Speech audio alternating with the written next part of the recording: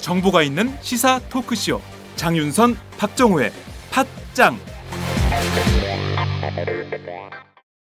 정보가 있는 시사 토크쇼 팟짱. 여러분의 광고를 기다리고 있습니다. 광고 문의 02733-5505, 내선번호 108번입니다.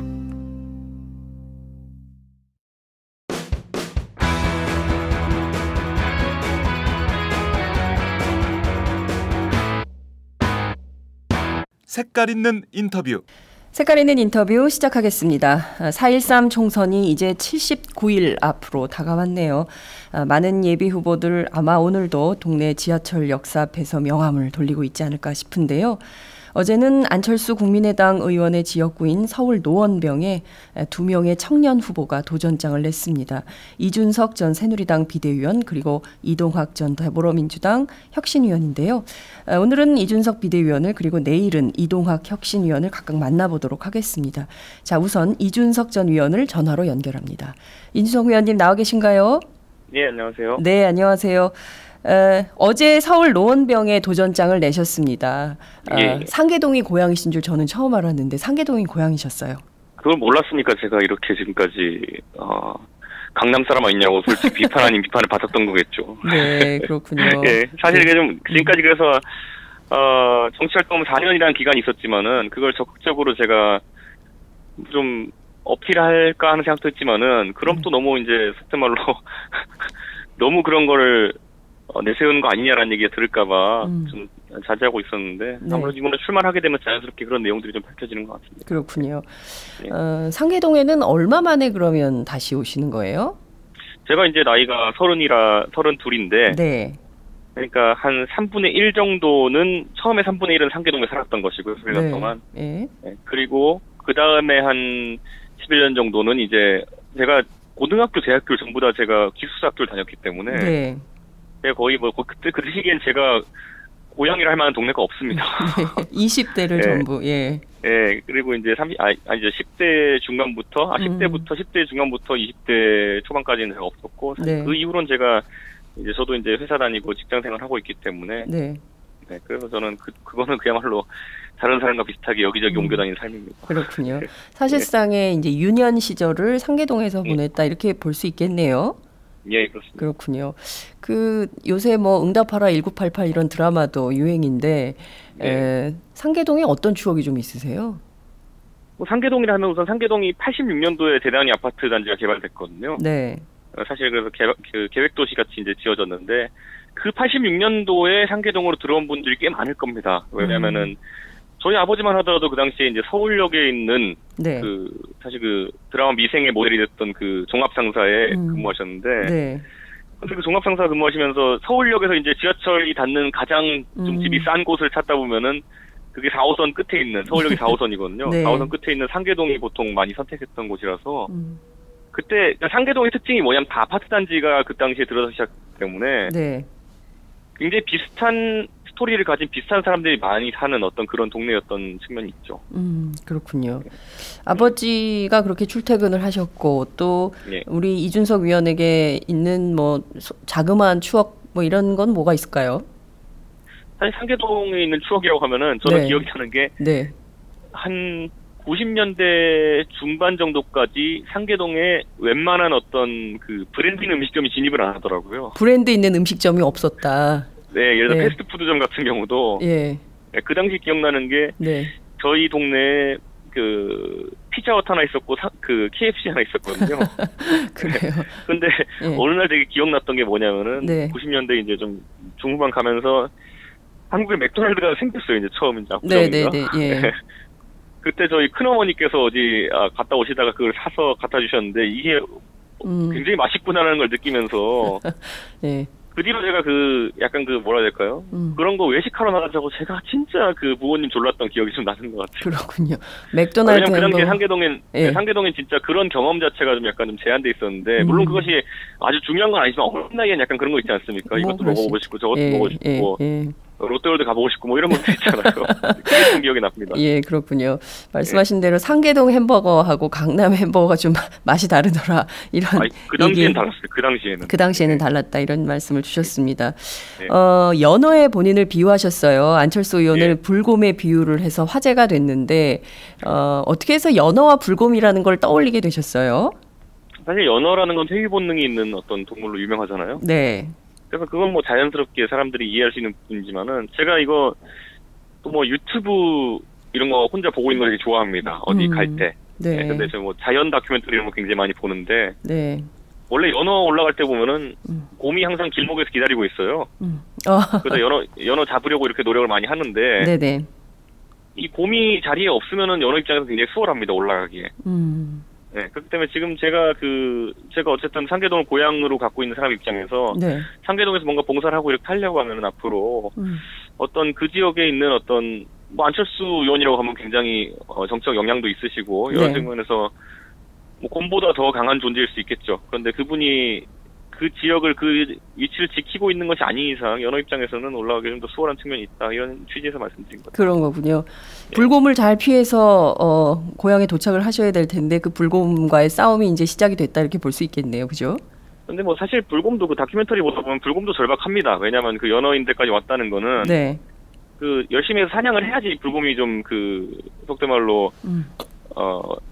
비축할 수 있는 거거든요. 그 에너지를. 예. 근데 불곰도 뭐 이 산만하게 이렇게 그 개울가에 집중하지 않고 왔다 갔다 하면은 네네. 그 유튜브 영상 같은 거 보면 불곰이 연어 잡으려다 실패하는 영상도 굉장히 많습니다. 예. 예. 그래서 말씀하신 대로 그렇게 뭐 밖에서 비유하는 대로 굉장히 큰 산이지만 또 경우에 따라서는 또 그렇지 않다. 연어와 불곰의 대결이 뭐 볼만할 수도 있겠다. 유권자들 입장에서 말이죠. 이렇게 비유를 좀 해주신 것 같기도 합니다. 오늘 불곰은 잡아야 이기는 거지만 연어는 안 잡히면 이기는 겁니다. 예, 재밌네요. 예, 오늘 예비 후보 등록하신다고 들었어요. 그리고 나서 바로 상계동 100 프로젝트를 시작하신다는 건데 이 도대체 상계동 100 프로젝트라는 게 어떤 겁니까? 저희가 사실 선거운동하면 선거 캠프에서 네. 뭘 해도 재밌게 하자라는 걸 저희가 약간 하나의 작은 모토로 삼았거든요. 뭘 해도 재밌게.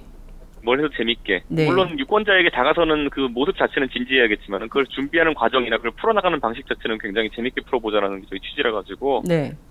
그 상계동 100 프로젝트라는 게 아마 잠깐 프리뷰를 하자면 상계동에 어떤 것이든지 100가지씩 이렇게 좀 모아보자라는 취지거든요. 어떤 걸 100가지씩 모으자는 거죠? 상상이 안 가실 테니까 영상을 보시면 됩니다. 나중에. 영상이요?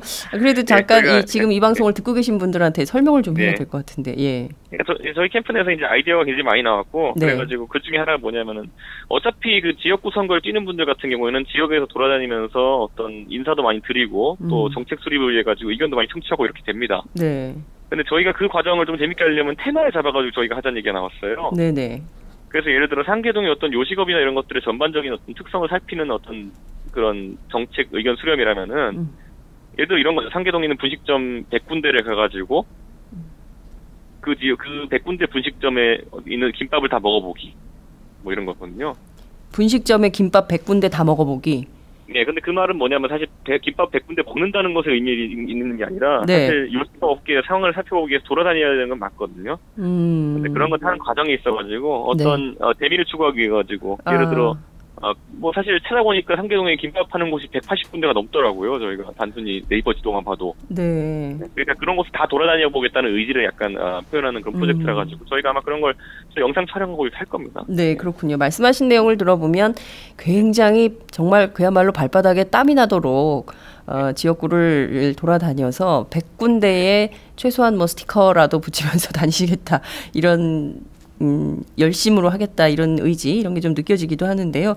뭐 원래 다 후보들 다 합니다. 근데 그걸 좀 더 재밌게 풀어나가고 싶은 욕구가 있는 그렇군요. 하나의 이제 스토리텔링이 가능하도록 묶어보려고 하시는 것 같습니다. 저희가 그 영상은 나중에 또 보고 추가 인터뷰를 하도록 하고요. 교육 문제에 굉장히 관심이 많다고 들었어요. 구체적으로 어떤 정책을 좀 준비하고 계십니까? 사실 교육 문제에 있어서 지금까지 다른 후보들이 제시했던 공약들을 많이 봤습니다. 제가. 네. 근데 거기에 보면 좀 현실과 좀 도외시되어 있는 부분들이 있더라고요. 예를 들어 뭐 유휴지에 특목고를 유치하겠다 뭐 이런 얘기도 있었고요. 네. 그런데 사실 특목고 유치라는 거는 저도 특목고를 나왔지만은 아주 그 제한된 인원에게만 혜택을 준 정책이기도 하고 상계동에 딱히 혜택을 주는 정책이라고 보기는 어렵습니다. 그렇기 때문에 그런 부분 좀 정책을 발표할 때 네. 정확히 수요를 파악하지 못했던 부분이 있다면 정정을 해야 되는 것이고요. 지금 네. 제가 봤을 때 가장 지금 유력한 것 중에 하나는 뭐냐면 지금 중고등학교 학군에 있어가지고 노원구 전체가 이제 중계동을 포함한 노원구 전체가 과거에 비해서 많이 좀 침체되어 있는 것이 사실입니다. 그에 더불어가지고 하다못해 중계동에 있는 어떤 그 사교육지대라고 하는 것도 요즘 많이 쇠퇴할 정도로 네. 교육에 대해 가지고 많이 관심이 좀 사그러들고 있는 상황이거든요. 네. 그런데 이 시점에 제가 봤을 때는 아무래도 상계동에서 지금 가장 관심 가진 부분이 있다면은 이쪽은 아무래도 직업교육이나 이런 측면을 강조하는 지금 정부의 정책과는 다르게 우선 기초 학력을 높이는 정책들에 굉장히 관심이 많습니다. 네. 아무래도 재학 진학이나 이런 것들에 관심이 있는 경우가 또 더 많기 때문에 네. 그래서 그런 부분에 있어서 제가 만약에 이제 저는 만약에 국회의원이 된다면 상임위를 이제 교문위 쪽으로 가고 싶어하는 그런 네. 생각이 많은데 네. 그런데 아마 이 수학력을 증진하는 방법을 아마 지역 속에 특화해서 만들어야 될 것 같습니다. 네. 사교육지대, 그러니까 중계동 학원가 말씀을 하시는 것 같은데 그 지역도 굉장히 쇠퇴가 돼 있기 때문에 또 다른 차원에서의 직업교육이나 다른 교육을 좀 강조해서 많이 만들어보겠다 이런 말씀을 좀 하셨는데 좀 더 아니요. 직업교육은 오히려 좀 제가 봤을 때 지금 박근혜 정부의 교육 기조 중에 하나가 이제 오히려 직업교육을 좀 더 활성화시키겠다는 취지로 많은 네. 좋은 정책을 내고 있는데요. 사실 네. 그것은 지역별로 그 정책에 대해서는 약간 호불호가 갈립니다. 그러니까요. 교육대원이나 이런 것이 그쪽으로 투입되어야 되는지 아닌지는 좀 갈리기 때문에 네. 저는 오히려 지금 상계동의 보편적인 정서로는 네. 어떤 그런 직업교육의 필요성이라는 것도 굉장히 중요하지만 오히려 기초 학력을 증진시키는 것에 좀 관심이 많거든요. 그러니까 이제 좋은 대학을 많이 보내는 학교, 그러니까 강남 8학군에 못지않은 그런 동네를 만들어 보겠다 이런 말씀이신가요? 지금도 좋은 그런 학교 많이 가고 있습니다. 상계동 학생 같은 경우는 사지역에 비해서. 예, 그렇지만은 예. 그런 부분이 강화되는 정책들을 많이 내달라는 지역의 의견들이 많습니다. 그렇군요. 그렇지만 워낙 아이들이 이제 경쟁 위주의 사교육도 그렇고요. 경쟁 위주로 돼 있어서 그것이 과연 올바른 교육이냐, 아이들이 행복한 교육이냐 이거에 대한 비판도 많은데 그 점은 좀 어떻게 보세요? 사실 경쟁이라고 하는 것은 네. 어쩌면 어느 정도는 필연적인 부분이 있습니다. 왜냐하면 지금 고등학교 졸업 인원과 대학교 입학 인원 간의 그 차이가 있기 때문에 네. 그 경쟁은 어쩔 수밖에 없는 거죠. 다만 어떤 형태의 경쟁을 하냐가 굉장히 중요하겠죠. 그렇죠. 지금까지는 일제고사나 이런 형태의 경쟁이 물론 우리가 경제 발전 이루기 전에는 그게 가장 쉬운 방법이었으니까 네. 그렇게 있겠지만은 그래서 제가 말씀드리는 부분이 바로 그겁니다. 지금 상계동에 있는 그런 학교 같은 경우에는 네. 우선 이곳이 아파트 단지인 학교도 굉장히 많다 보니까 그 학생 수 자체가 굉장히 많은 측면이 있습니다. 그러다 보면 어떤 교육의 경쾌성이라고 해야 될까요? 네. 어떤 학교 내에서 새로운 어떤 것들을 시도하기에는 재원이 부족한 경우도 많고요. 네. 그리고 그 외에도 그 움직임의 단위가 좀 큰 편입니다. 상계동 같은 경우에는. 네. 그렇기 때문에 그런 부분이 있어가지고 아마 이제 앞으로 제가 국회의원이 돼서 의정 활동을 하게 된다면은 어떤 교부금 쪽의 예산들을 어떻게 사용할 수 있는지 이런 것들도 많이 고민해봐야 될 텐데 교육 쪽에 아마 집중해서 투입해야 되지 않을까 생각하게 됩니다. 그렇군요. 재원 마련, 교육을 위한 재정 확충, 교부금 이런 쪽에 관심을 가지고 정책을 좀 짜보겠다 이런 말씀 좀 주셨습니다. 이번 출마 기자회견을 보니까 디테일이 굉장히 많은 준비를 하신 걸로 보이더군요. 기자들의 사진 앵글까지도 다 계산을 해서 준비를 하셨던데요. 이렇게 보면 다음, 미래 이런 것들을 강조하셨어요. 어떤 특별한 이유가 있습니까? 사실 지금 상계동에서 저희 아버지가 저를 키우던 나이대가 되어서 제가 돌아왔습니다. 그러다 보니까 저도 항상 관심이 가는 거는 저의 미래이고 저희 다음, 그러니까 예를 들어 제가 아직 미혼이지만은 네. 상계동에서 만약에 결혼을 한다고 하면은 네. 그리고 또 출산을 하게 된다면, 육아를 하게 된다면, 교육하게 된다면 그 과정 중에서 어떤 것들이 저의 고민이 될까를 굉장히 고민하거든요. 그래서 그런데 그 다음이라는 거는 물론 제가 출마 기자회견에서 또 뒤에 붙였듯이 넥스트라는 의미도 있지만은 네.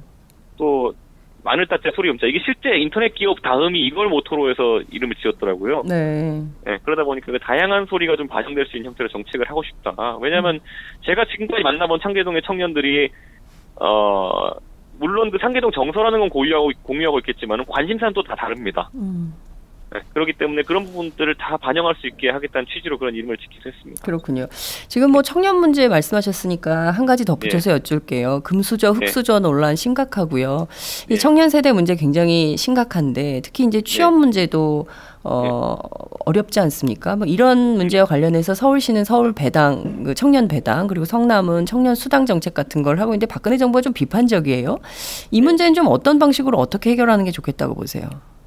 아니 그러니까 서울시와 성남시가 그런 정책들 추진하는 거는 뭐 물론 지자체의 어떤 권한 안에 있기 때문에 그렇게 하는 부분도 있겠지만은 또 반대로 보면은 그 두 지자체는 광역과 또 그리고 기초지자체 중에서 재정 자립도가 좋기로 유명한 곳들입니다. 그러다 보니까 그런 정책들을 하나씩 이제 시도해보고 있는데, 근데 반대로 이것이 예를 들어 준비가 미흡하게 되면은 여러 가지 갈등 요소가 생길 수 있습니다. 예를 들어 과거에 무상급식 같은 경우도 취지는 좋았지만은 아무래도 전 지역에서 그걸 동시에 시행하고 전 국민에게 혜택이 가게 하려면은 상당히 많은 여론 수렴 과정과 재원 마련에 대한 어떤 대책들이 필요했었거든요. 근데 그 정책이 좋고 나쁨을 떠나가지고 구호로서만 존재했을 때는 상당히 그 정착하는데 시간이 오래 걸렸기 때문에 저는 이재명 시장님 같은 경우에는 조금 더 템포를 조절할 수도 있지 않았나라는 생각 아쉬움이 들고요. 예를 들어 합의의 과정을 좀 더 거치고 했다면은 최근에 있었던 뭐 중고나라에 가가지고 상품권 팔고 있고 이런 상황들은 좀 방지할 수 있지 않았을까. 이런 생각이 들어가지고 역시 항상 어떤 정책이든지 그 정책의 완성도를 높이는 그런 어떤 고민들은 디테일에 있다 이런 생각이 약간 들기도 합니다. 그렇군요. 말씀하신 대로 이제 디테일을 다 이렇게 잘 봉합을 해서 새로운 형태로 이런 정책은 뭐 전반적으로 전국적으로 확대할 필요가 있는 것은 아닐까요? 그리고 중요하다면 뭐 자치단체장 수준에서 할 것이 아니라 사실은 국가 차원에서 기본수당 이런 기본소득 이런 제도를 좀 도입할 필요성 워낙 청년 문제가 심각하니까요. 뭐 이런 것들을 좀 도입해봐야 되는 것은 아니냐 이런 주장도 가능할 것 같은데 그 점은 좀 어떻게 보세요? 사실 기본소득이라는 건 굉장히 정착만 된다면 좋은 제도이고 실제로 우리도 그 기초노령연금 형태로 그 노령층에는 어느 정도의 기본소득을 배정하고 있지 않습니까?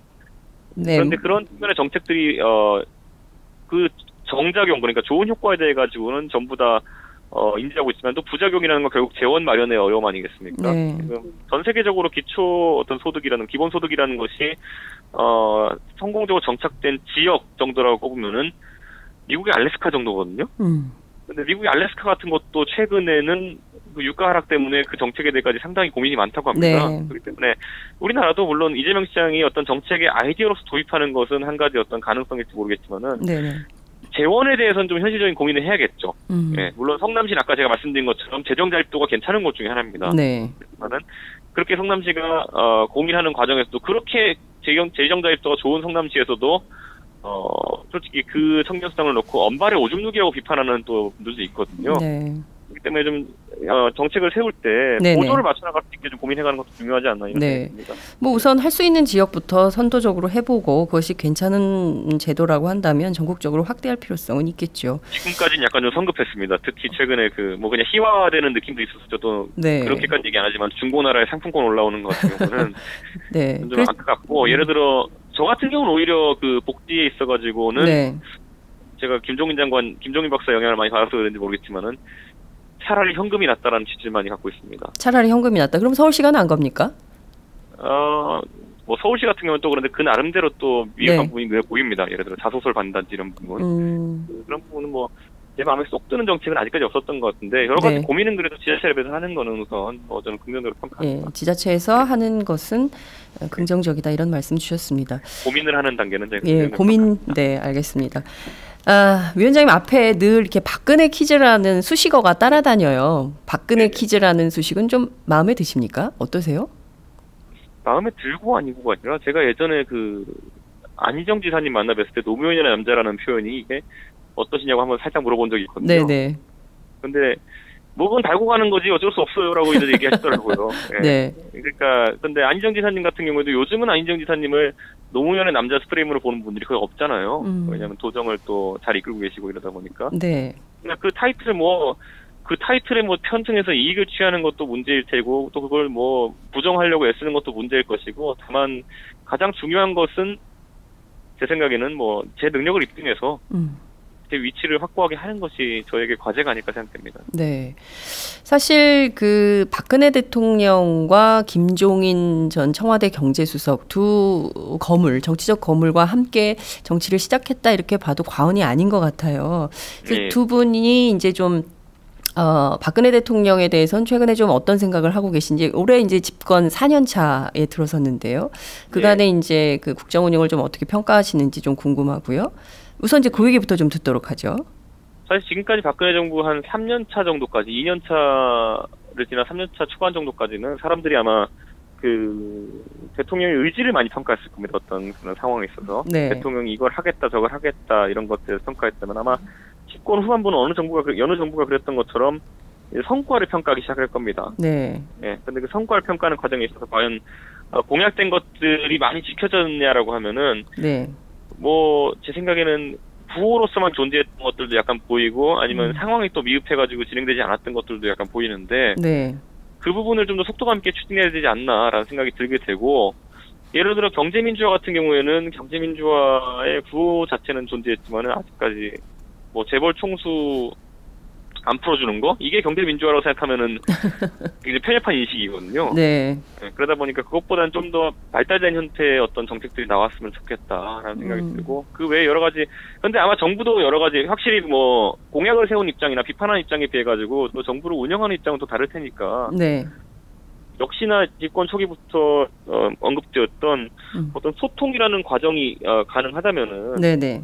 그 소통을 통해서 정책 기조를 수정한다든지 이런 것도 가능하고 하지만 지금의 가장 큰 어떤 저도 이제 대통령 선거에서 일조했던 사람으로서 네. 좀 불만 아닌 불만이라고 한다면은 정치는 굉장히 많은데 정책은 약간 좀 실종되어가는 것이 아니냐라는 좀 우려는 갖고 있습니다. 네. 정치는 많은데 정책은 실종되고 있는 우려를 갖고 있다 이런 말씀 주셨는데요. 지금 1년밖에 안 남았는데 1년 사이에 박근혜 대통령 앞으로 어떤 정책을 좀 어떻게 해야 된다고 보세요? 제 생각에는 지금 박근혜 정부에서 만들어 놓은 정책들 중에서 창조 경제 같은 것들, 그것은 어느 정도 실체적인 그 재원 투입도 되었고 노력도 많이 있었는데, 네. 어떻게 이것들에 대한 성과를 이제 결국에는 만들어낼 것이냐. 물론 창조 경제 성과를 만들어낸다는 표현이 좀 어폐가 있는 것 같기도 합니다만은, 네. 지금 시점에서는 국민들이 평가를 한번 할 시점이거든요. 그러니까 그런 거 어떻게 잘 정리해서 국민들에게 설명할지 이런 것도 고민해야 될 것이고요. 경제 성장 동력이라는 것에 대해 굉장히 언급이 많이 나오고 사회 개혁이라는 것에 대해서 얘기가 많이 나오는데 네. 저는 개혁 과제들 같은 경우 공무원 연금 개혁 같은 경우에는 여러 가지 말이 많았지만 어쨌든 박근혜 정부의 성과로서 나중에 하나의 평가를 받을 겁니다. 그 장기적인 관점에서 그것이 좋든 나쁘든 어떤 평가를 받을 겁니다. 그런 어떤 마침표를 찍는 그런 개혁의 성과들이 하나씩 나왔으면 좋겠습니다. 네. 박근혜 대통령 이번 총선 앞두고 국회 심판 굉장히 강조를 하고 있습니다. 국회의원들 뭐 하고 있냐 이런 비판이 많았는데요. 특히 그래서 진실한 사람을 좀 뽑아달라라고 해서 이거 뭐 선거운동 아니냐, 선거법 위반이다 이런 야권의 비판도 굉장히 많았습니다. 이 점은 좀 어떻게 보세요?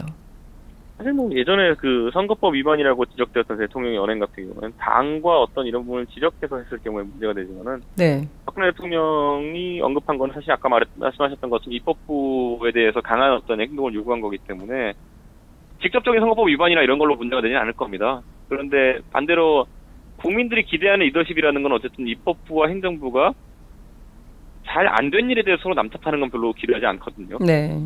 뭔가 다 같이 일을 잘 해가지고 서로 이제 칭찬하는 모습이 오히려 최고의 모습일 텐데 그 부분은 좀 안타깝습니다. 왜냐하면 이게 그 비판 입법부가 네. 예를 들어 일을 안 한다는 비판 같은 경우에는 네. 예를 들어 그 다음에 이제 입법부 비판에 대해서 만약 국민들이 공감한다면은 그 다음에 국민들이 지켜볼 것은 뭐냐면 그렇다면 그 말 안 듣는 입법부를 설득하기 위해서 얼마나 많은 노력을 했느냐가 그렇죠. 나중에 평가의 대상이 될 거거든요. 네. 그렇기 때문에 대통령께서 아마 그 부분은 좀 더 신경을 쓰셔야 되지 않을까. 네. 왜냐하면 최근에 보면 오히려 뭐 대통령을 둘러싼 친박계 같은 경우에는 국회의장을 좀 압박하는 모습이라든지 여러 가지 모습 그냥 모양새 자체가 입법부 협조를 좀 구하는 모양새는 아니었거든요. 네. 네, 그러다 보니까 그런 측면에서 네. 좀 더 디테일에 신경 쓸 필요가 있지 않을까 또 그 얘기를 하게 되네요. 그렇군요. 입법부가 그런데 대통령 말을 들어야 된다고 생각하세요? 입법부 같은 경우에는 네. 대통령 말을 듣기 위해서 해야 되는 것이 아니라 네. 국민 바라보고서 그게 옳다고 생각하면 해야 되는 거겠죠. 예를 들어 네. 선거구 획정 같은 경우도 네. 국민을 바라보고 있으면 국민들은 이걸 지금 굉장히 좀 고가운 시선을 보고 있거든요. 아니 어떻게 선거구도 못 정하냐 이런 식으로. 네. 예, 근데 그 상황에서 입법부가 좀 더 국민의 눈치를 살핀다면은 이것이 중요한 걸 아마 알 텐데 그게 네. 좀 부족한 것 같습니다. 네. 자, 진실한 사람이라는 포스터를 새누리당 안 붙인 분들이 거의 없더라고요. 예비 후보 가운데 네. 거리를 다니다 보면 진실한 사람이 굉장히 눈에 띄게 많이 붙어 있던데 네. 이준석 후보는 안 쓰신 것 같아요. 아직까지는. 저는 앞으로도 쓸 계획이 없습니다. 그 왜 안 진실한 쓰십니까? 예. 아니 뭐 제가 뭐 그거 안 붙이면은 뭐 진실하지 않는 사람이 되는 것도 아니고. 네. 네, 저는 제가 홍보하고 싶은 정책 메시지도 많고 또 다른 가치들도 많이 내세우고 싶은데 네.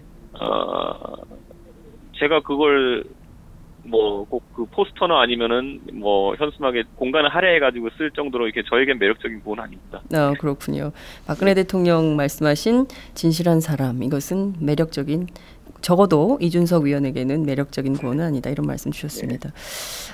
앞서 말씀드린 대로 정치에 첫발 내디드실 때 그 곁에 김종인 전 청와대 경제수석 계셨어요. 많이 정치를 배웠다 이런 말씀 어디서 하시는 걸로 제가 들었는데요.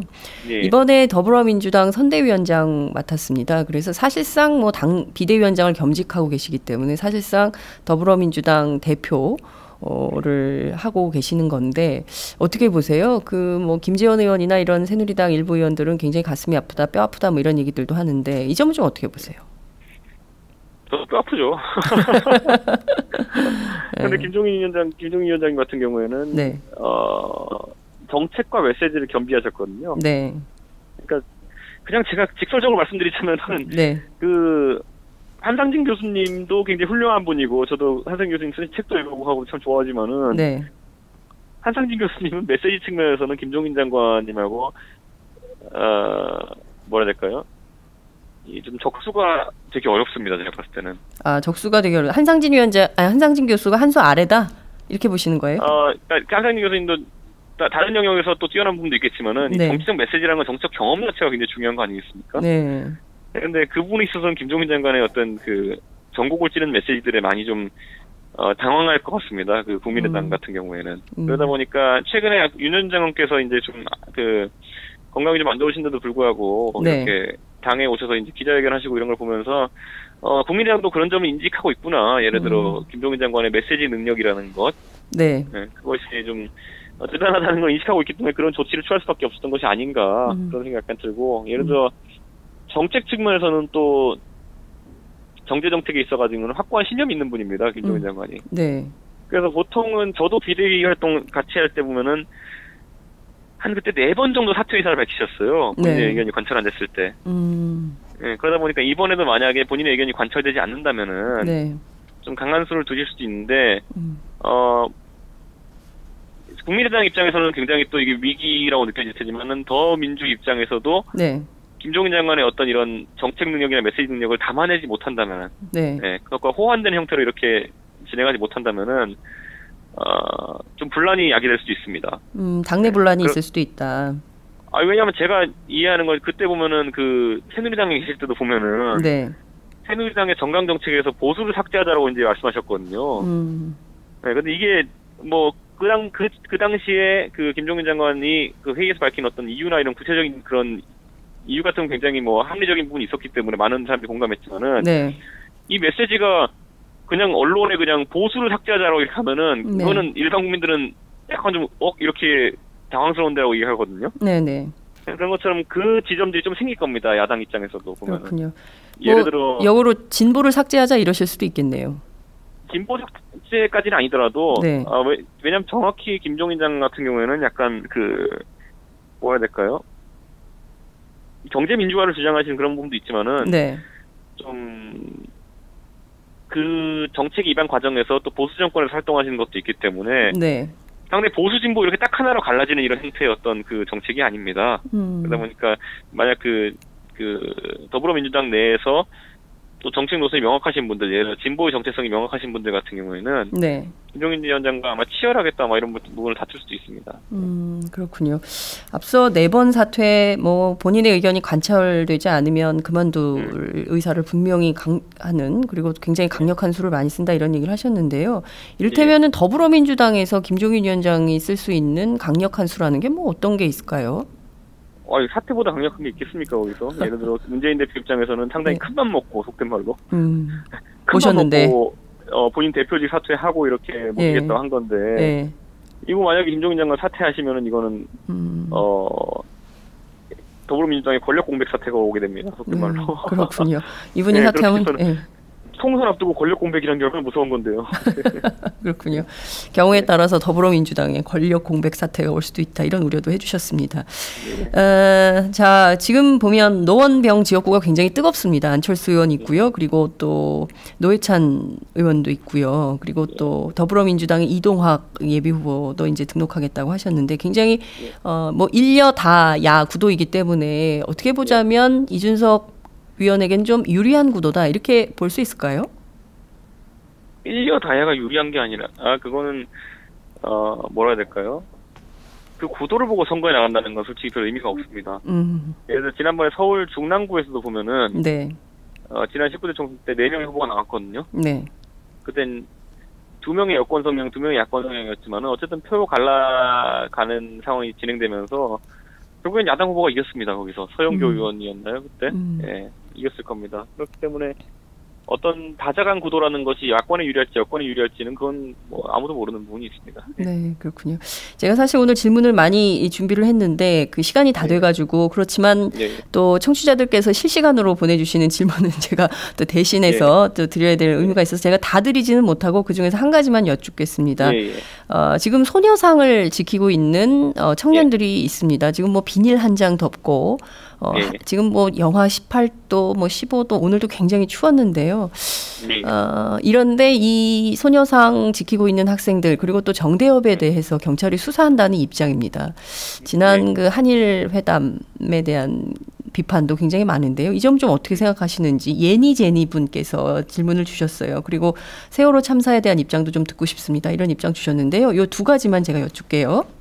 아니 소녀상 지키는 분들을 경찰이 이렇게 조사한다는 거 저도 보고 깜짝 놀랐던 게 경찰이 지금 우리가 어쨌든 외교 협상하는 데 있어가지고 가장 큰 힘이 되는 건 국민들의 성원입니다. 네, 그렇기 때문에 소녀상을 지키겠다는 여론이 굉장히 높은 상황인 걸 뻔히 경찰이 알고 있는 상황에서 경찰이 그런 조사를 한다는 건 저는 상당히 좀 의아스럽고요. 예, 저는 지난번에 그 한일 협상에 대해 가지고 결과가 나올 때도 제가 얘기했듯이 물론 우리 정부에서 어떤 이런 소녀상 문제에 대해 가지고 회담 중에서 언급했을 가능성이 상당히 있지만은 저는 그것을 지키는 것이 아마 정부의 가장 과제 중에 하나가 되지 않을까 제가 이렇게 얘기했고 저는 개인적으로 만약 누가 소녀상 철거하려고 한다면은 제가 나가서 그거 지키겠다고 제가 언급했습니다. 네. 그리고 전 그 약속 지킬 겁니다. 만약에 정부에서 지금 단계에서 뭐 하는 뭐 예를 들어 학생들 조사한다 이런 거 상당히 우려스러운 건 사실이지만은 만약에 진짜 이것을 뭐 이전하겠다 아니면 철거하겠다라는 거를 어떤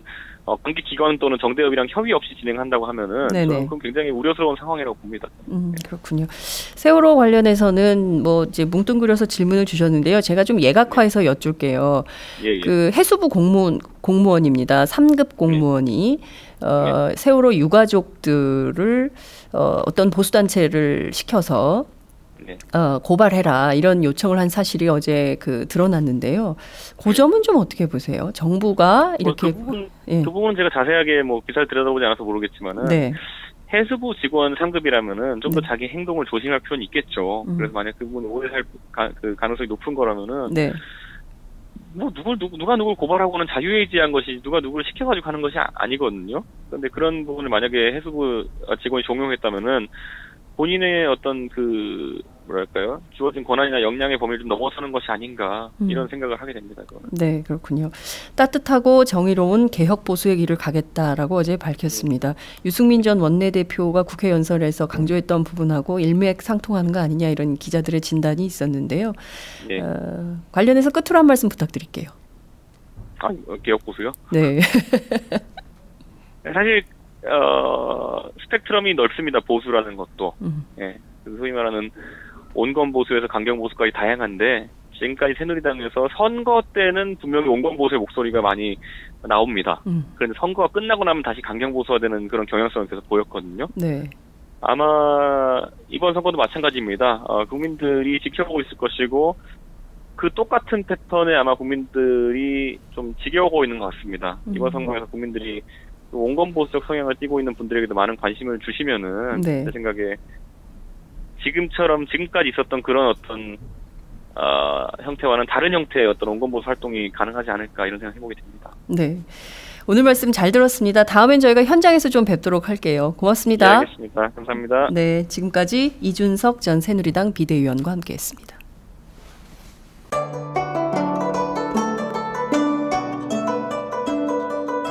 안녕하십니까. 저는 정도전을 15년 전에 최초로 소설로 썼던 작가 임종일입니다. 사실 정도전을 소설로 쓰는 데만 10년이 걸렸는데 그 시절 무명의 고달픈 심신을 양꼬치와 고량주로 달래주었던 풍무 양꼬치. 풍무 양꼬치는 월드컵 4강의 기쁨도 나라골 우습게 돌아가고 분통이 터질 때도 늘 함께했던 안식처이자 사랑방이었습니다. 진짜 정의파인 주인장은 세상을 뒤집어 푼 남자 정도전을 누구보다 먼저 알아보았고 그래서 제 소설 정도전은 역사의 곡이 없습니다. 풍무 양꼬치 역시 맛과 양심이 살아있습니다. 좋은 사람끼리는 꼭 만나야 합니다. 어떻습니까? 오늘 풍무 양꼬치에서 만납시다. 2호선 구로 디지털 단지역으로 오세요. 예약 문의 02809-9292 02809-9292. 팟짱 애청자라고 하시면 정성 가득 담긴 서비스도 나갑니다. 풍무 양꼬치 대전 테크노밸리점 12월 28일 그랜드 오픈.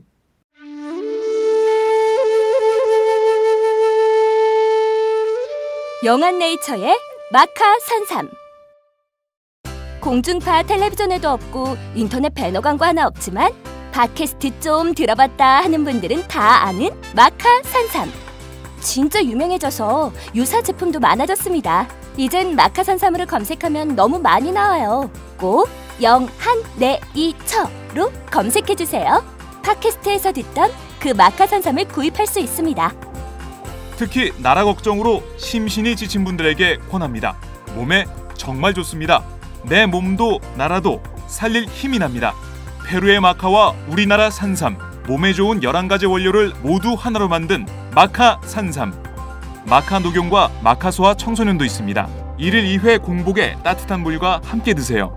영한네이처 마카 산삼. 네, 저도 팟짱 녹음하기 전에 마카 산삼을 꼭 챙겨 먹고 있습니다. 색깔 있는 인터뷰 시작하겠습니다. 세월호 특조위에 파견된 해양수산부 3급 공무원이 세월호 유가족 고발 그리고 특조위 해체를 주장해왔던 보수단체와 결탁해온 정황이 드러나서 현재 파문이 일고 있는 상황인데요. 말 그대로 고위공직자가 특정 단체 인맥을 활용해서 세월호 유가족들을 모략해온 사홍이 들통이 난 겁니다. 세월호 참사 이후 많은 국민들이 이게 나라냐, 이게 국가냐 이렇게 한탄을 많이 했었는데 오늘 다시 그 말을 또 해야 되는 상황이 온 게 아닌가 싶습니다. 자, 오늘은 이 문제를 좀 짚어보도록 하겠습니다. 4.16 세월호 참사 가족협의회 법률 대리인을 맡고 계신 박주민 변호사와 함께 이 사건 짚어보도록 하겠습니다. 박 변호사님 어서 오세요. 네, 안녕하십니까. 네, 오랜만에 오셨습니다. 오랜만에 뵙습니다. 네, 저희가 그 사이에 이렇게 스튜디오를 좀 넓은 데로 대회의실로 들어왔고요. 적응이 안 되고 있죠. 적응이 안 되고 있죠. 그리고 이 TV로도 이게 생중계가 되고 있습니다. 네. 동시다발로 이렇게 다양화해서 프로그램을 내보내고 있는데요. 이 문제를 좀 짚어보도록 하죠.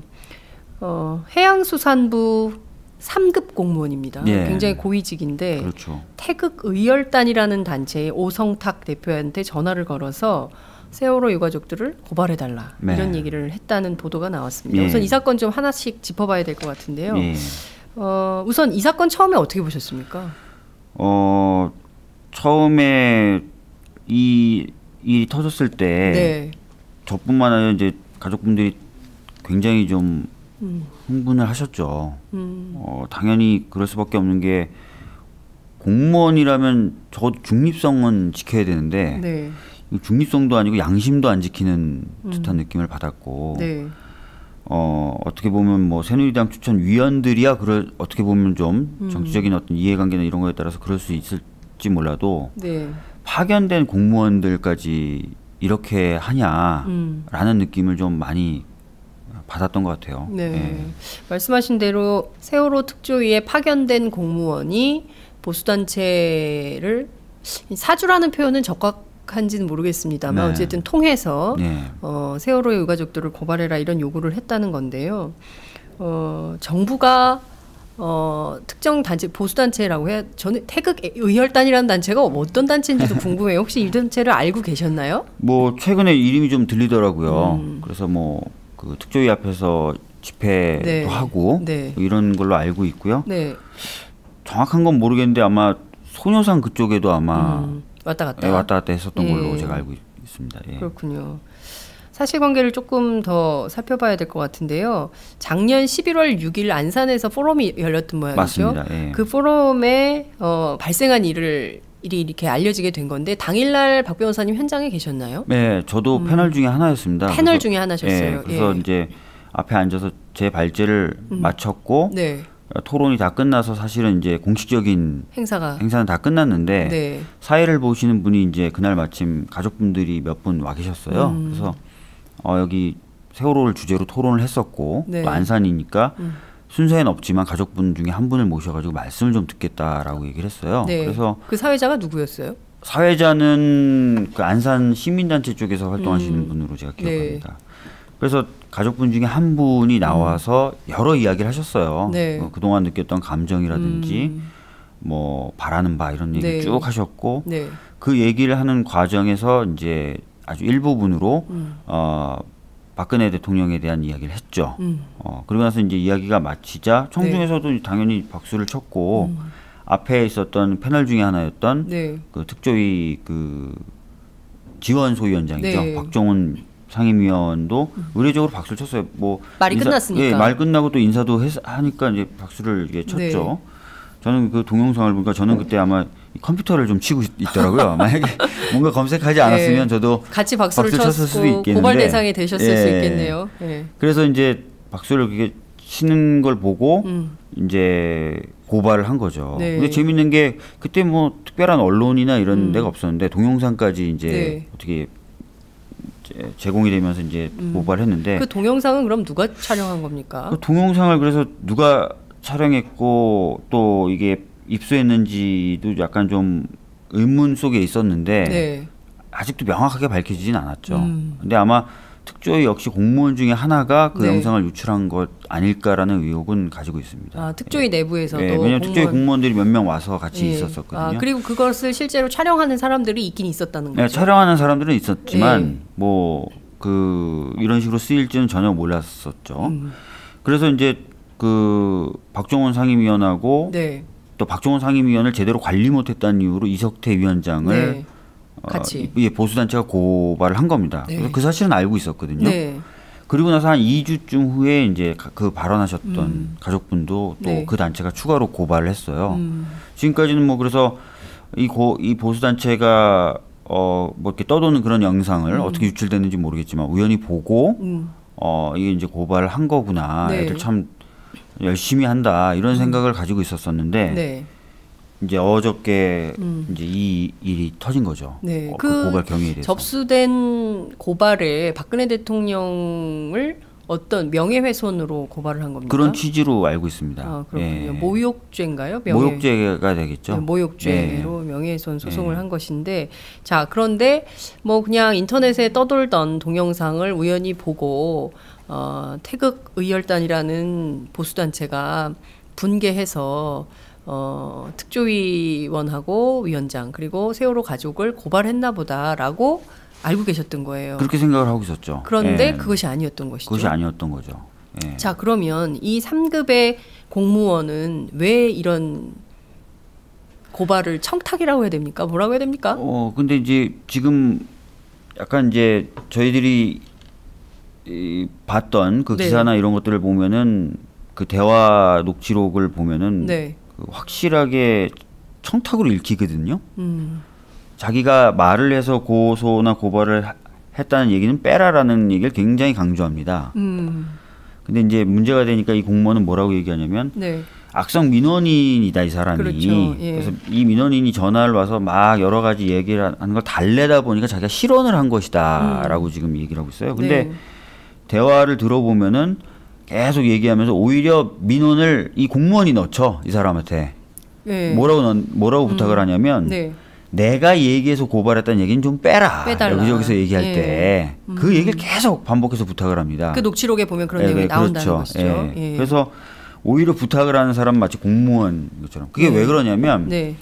이 보수단체 대표가 고발을 했어요. 네. 부탁을 받고 자기 말로는 고발했는데 아무런 영향도 안 미치는 거예요.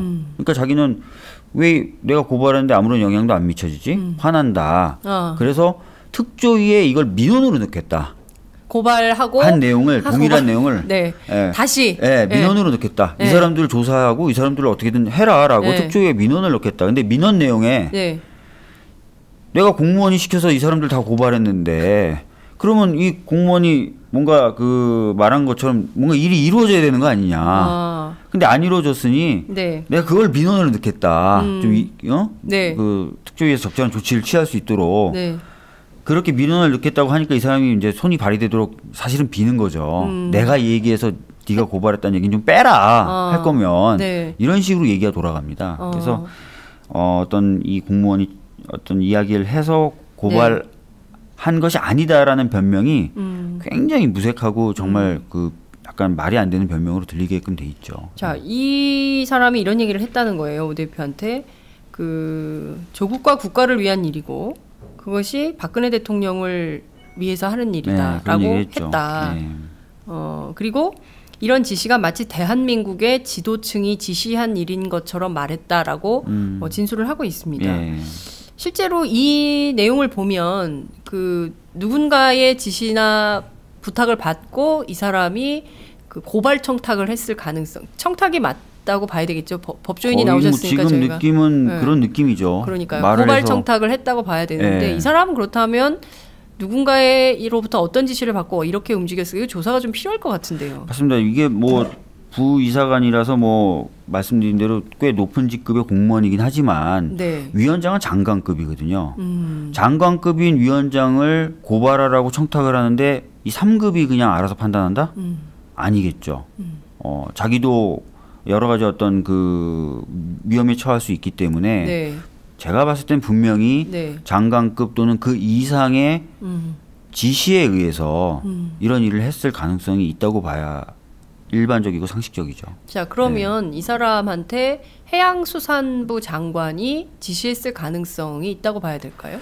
통상적으로 그렇겠죠. 만약에 진짜 이 상급 공무원이 혼자 판단해서 혼자 이 장관급인 공무원을 고발하도록 청탁했다. 일반적인 어떤 상식으로는 보기 어렵고요. 그리고 이제 특조위에 있는 다른 관계자들이라고 하면서 기사에 소개된 바를 보더라도 이 상급 공무원의 평상시 그 성향이 이런 일을 과감하게 저지를 사람이 아니라는 거죠. 주변의 평가가. 주변의 평가가 뭔가 위에서의 지시가 있으면 그 지시에 성실히 따르는 그런 사람이지 이 사람이 막 이런 일을 벌릴 사람은 아니다라는 평가가 지배적이라는 겁니다. 그렇다면 그런 점들까지 같이 보면은 뭔가 위에서의 어떤 지시, 요청 뭐 이런 것이 있지 않았겠냐 생각하게 되고 그 급이 적어도 장관급이 문제 제기할 때도 그냥 커버를 해줄 수 있는 정도가 아닐까 그런 생각이 든다는 거죠. 그렇군요. 말씀하신 내용을 좀 들어보자면 그럼 평상시에 이 그 태극 의열단의 대표인 오성탁 씨와 이 공무원과의 뭐 평소에 친분 관계나 이런 것은 있었다고 봐야 될까요? 아니면은 뭐 불시에 이런 부탁을 했다고 봐야 될까요? 아니면은 이거 말고도 뭐 여러 차례 뭔가 관계가 뭐 있었을 수도 있죠. 근데 대화를 보면은 처음 하는 사람들 간의 대화는 아니에요, 그죠? 그러니까요. 그죠? 낯선 사람들끼리 하는 얘기는 아니에요. 뭐 잘했다고 서로 칭찬도 하고 수고했다고 막 하고 뭐 이런 얘기를 쭉 하는 거 봐서는. 처음 그 전화 통화를 한다거나 이런 사람으로 보이지 않고 또 이 공무원이 주장하는 것처럼 악성 민원인을 상대하는 것 같은 느낌도 들지는 않아요. 그렇죠. 이게 이제 그렇기 때문에 이 동영상의 유출 이쪽 부분도 좀 의심이 간다는 거죠. 그러니까 이것은 뭐 단순한 의혹 제기입니다만 세월호 가족들에 대해서 뭐 여러 가지 감시가 많지 않았습니까? 네. 그러니까 어쨌든 뭐 여러 가지 사건들이 있었는데 그 중에 하나로 뭔가 우연한 사건을 만들기 위해서 계획적으로 진행됐던 것은 아니냐. 그러니까 동영상 촬영부터 그 내용을 뽑아내서 고발을 하게 만들고 뭐 이런 것이 일련의 어떤 그 전략에 따라서 움직였던 것은 아니냐. 이런 의혹도 가능할 것 같은데 박 변호사님 그 점은 좀 어떻게 보세요?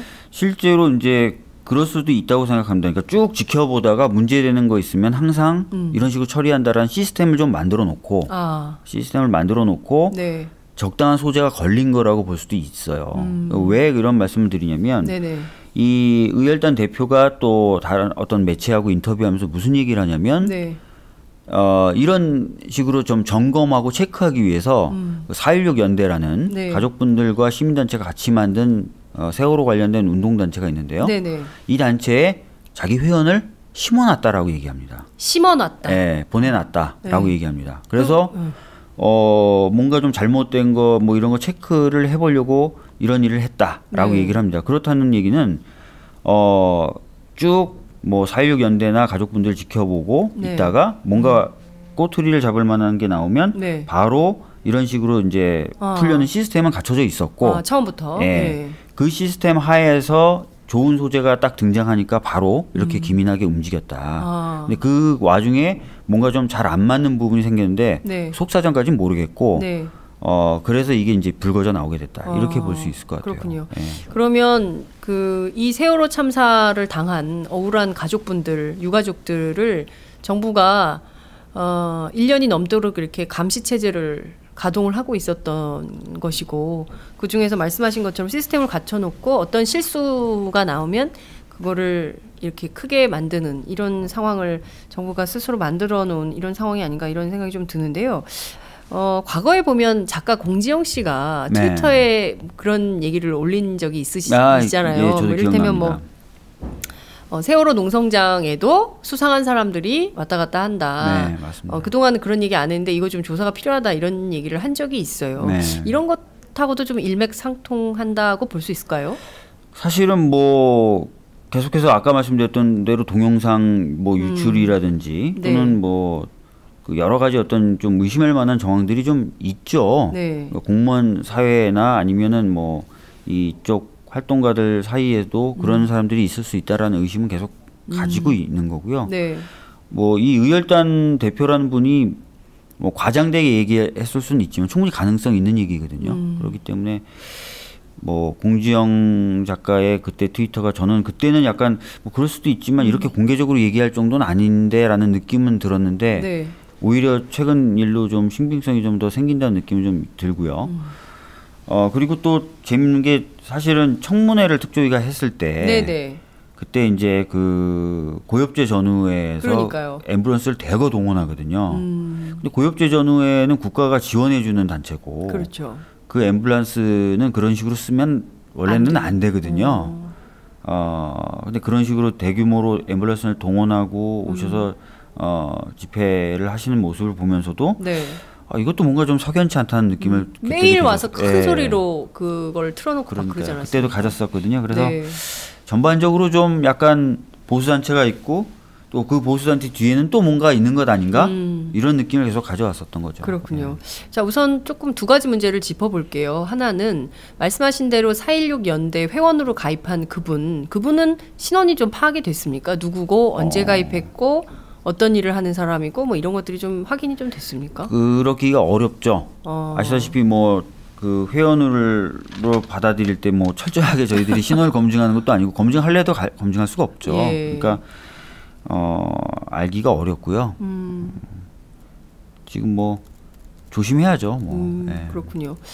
왜 80년대 학원가 뿌락지 사건 같은 게 많이 있었잖아요. 네. 그리고 일종의 이제 정보원 같은 개념으로 네. 들어와서 뭐 그런 양심 선언도 있고 그렇지 않았습니까? 네.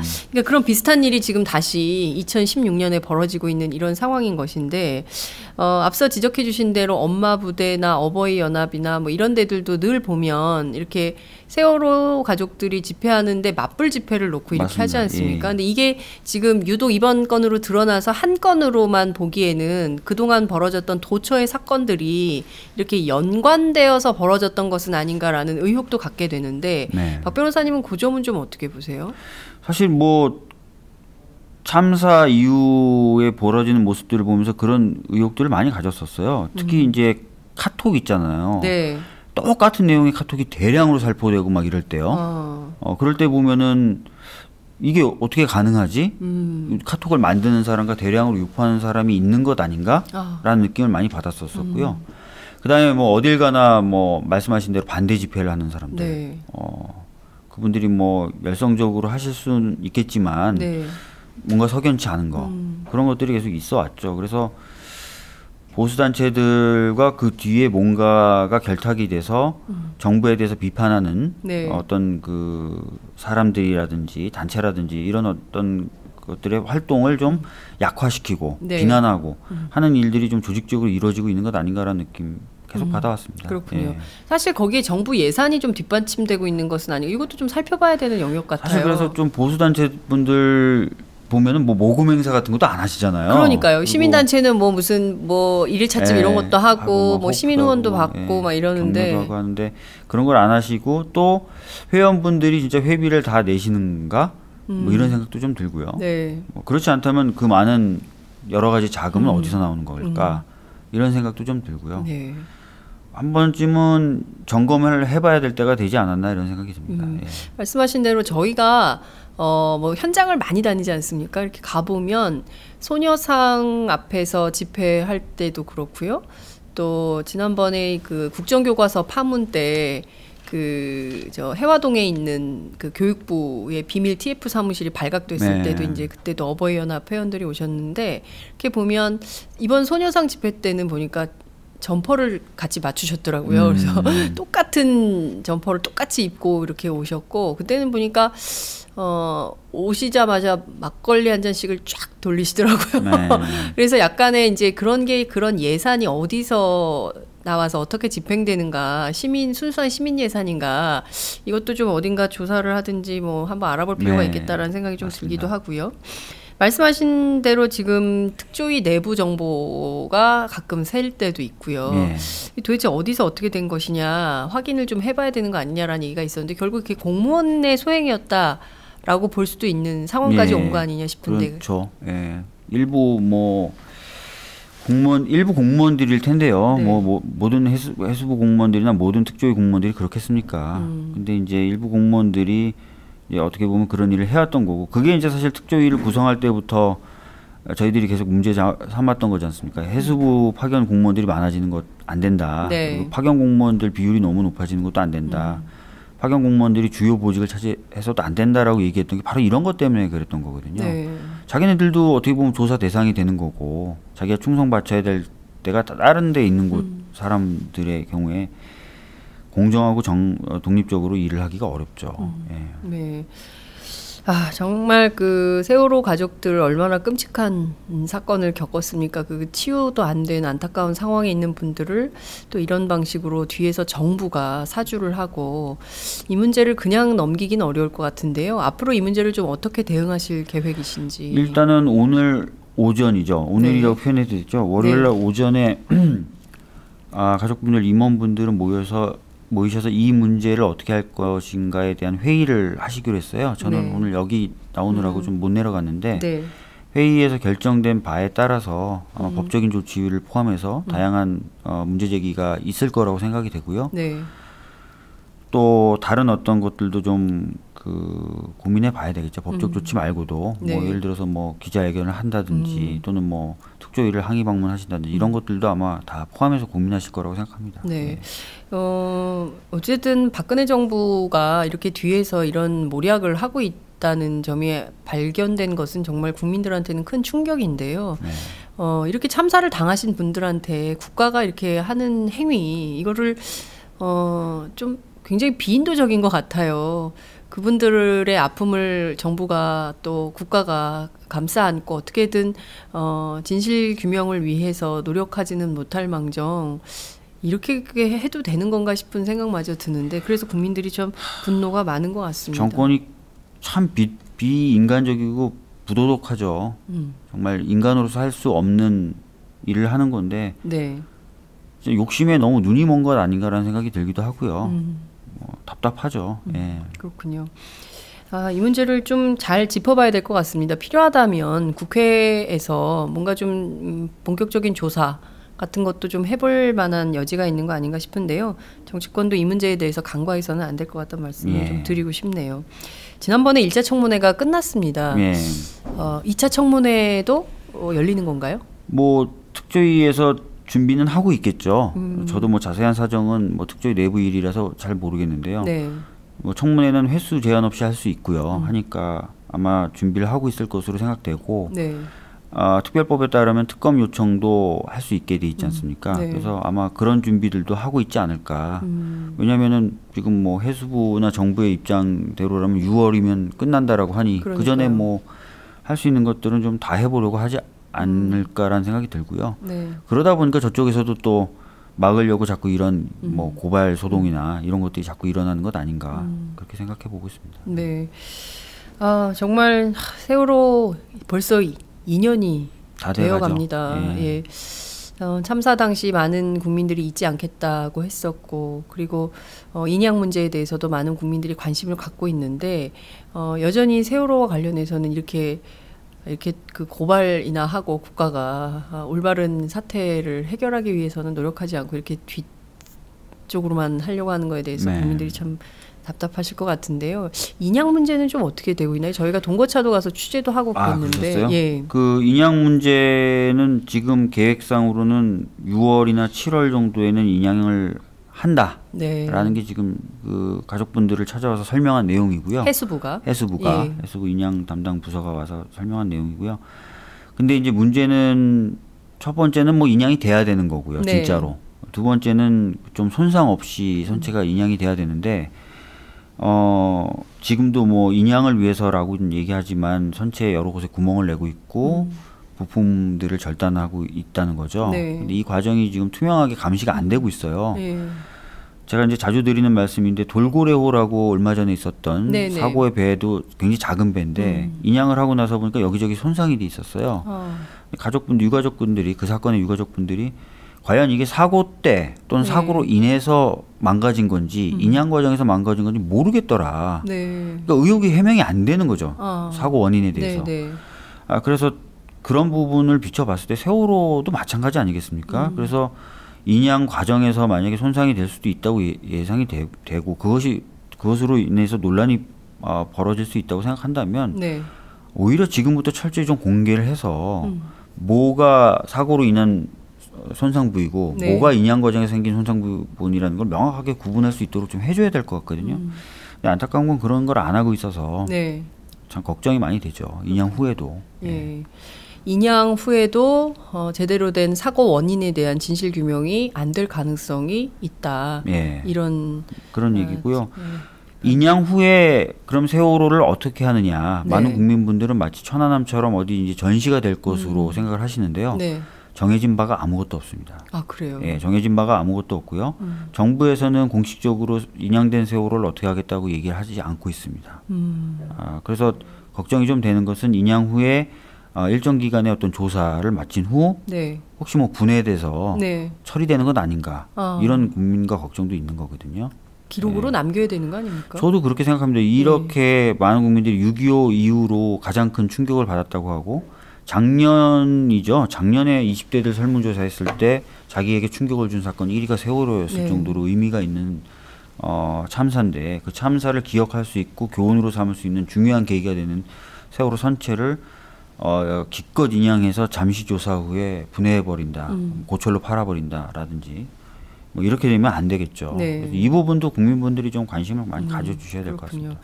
인양이 끝이 아니라 인양 이후의 절차도 온 국민들이 함께 고민해서 어떻게 하는 것이 우리 역사, 우리 기록에 이 사건을 제대로 기억하는 것인지도 잘 살펴봐야 될 것 같다는 생각이 좀 듭니다.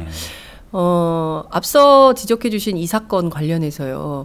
이 공무원, 이 법률적으로 처벌 대상은 아닐까요? 처벌 대상이 될 수 있습니다. 특별법에도 네. 어떤 특별법의 활동, 특히 네. 뭐 조사 활동이나 이런 거에 지장을 주는 행위를 한 사람들을 처벌할 수 있도록 되어 있고요. 네. 그다음에 이제 그 어떻게 보면은 그 고발이라고 하는 의무 없는 일을 하게 한 거죠. 네. 그래서 뭐 직권 남용으로도 문제를 삼을 수 있고요. 네. 그리고 이 고발 내용이 나중에 이제 무죄나 무혐의로 밝혀진다면 고발한 사람 무고를 하게 된 건데 그 무고를 교사한 것으로도 처벌이 될 수 있습니다. 네. 예, 그래서 다양한 법을 위반했다고 볼 수 있고요. 네. 현재 상황만으로 봐도요. 네. 그래서 적절한 어떤 문제 제기와 처리가 될 수 있지 않을까 생각을 합니다. 그렇군요. 이 사람의 경우에 이 처벌 내용을 쭉 보면 직권남용, 고발, 그러니까 무고교사 뭐 이렇게까지 간다면 뭐 얼마나 어떻게 되는 겁니까? 실형이나 뭐 이런 게 되는 겁니까? 뭐 실형을 받을 수도 있겠죠. 네. 특히 뭐 죄질이 나쁘잖아요. 굉장히 나쁘잖아요. 네. 그래서 실형을 받을 수도 있는데 네. 또 뭐 수사와 기소는 검찰이 하지 않습니까? 네. 예. 검찰이 어떻게 또 할지는 또 지켜봐야 되는 맞습니다. 이런 상황이네요. 아이고 정말 이게 산 넘어 산입니다. 어떻게 그 제대로 된 게 하나도 없을까 싶은 생각마저 좀 드는 아침인데요. 참 이게 국민들이 보기에 좀 합리적이고 타당하고 적법한 행위가 이루어지는 게 아니라 뭔가 전부 다 꼼수로 이렇게 일관을 하니까 무엇 하나 믿기 힘든 이런 상황이 되는 것 같습니다. 저희 인터뷰하는 가운데 여러분들이 의견을 좀 주셨어요. 박주민 변호사가 진실을 좀 밝혀주세요. 월요일 아침부터 분노가 이렇게 의견을 주신 분이 계십니다. 그리고 이런 얘기도 있어요. 개인의 일탈이라고 한다에 올인. 아니면 혼이 비정상한 진실되지 못한 사람이었다면 비판할 가능성이 높다. 이렇게 의견을 주시기도 했습니다. 박주민 변호사님 오늘 처음 화면으로 뵙는데 입술이 매력적이시네요. 이런 의견을 입술만 썰어서 반 접시 뭐 이런 이런 의견을 주신 분도 계십니다. 박 변호사님 오늘 말씀 정말 잘 들었습니다. 앞으로 이 사건은 어떻게 지금 초동 단계에 불과하기 때문에 앞으로 밝혀져야 될 진실이 상당히 많이 있는 것 같고요. 그리고 이분이 과연 그 독자적으로 이런 사건을 감행했을까? 그렇지 않다면 그 윗선은 어디인지 이것도 반드시 밝혀져야 될 내용이라고 봅니다. 앞으로 더 할 일이 많으시겠어요? 아이고, 예. 네, 여러분 이렇게 일 많이 하는 박주민 변호사 응원해 주시기 바랍니다. 오늘 말씀 잘 들었습니다. 고맙습니다. 감사합니다. 예. 안녕하세요. 오마이뉴스 대표 오연호입니다. 감사합니다. 여러분의 성원 덕분에 바로 어제 오마이뉴스의 10만인 클럽 회원 10,000번째 참여자가 탄생했습니다. 여러분의 응원 덕분에 오마이뉴스는 더욱더 힘차게 권력과 자본의 눈치를 보지 않고 뚜벅뚜벅 참 언론의 길을 갈 수 있게 되었습니다. 계속 성원해 주십시오. 10만인 클럽 회원이 2만 명 정도가 되면 사실상의 진보 종편도 가능합니다. 자, 그 길을 위해 독자 여러분 함께 해주십시오. 감사합니다.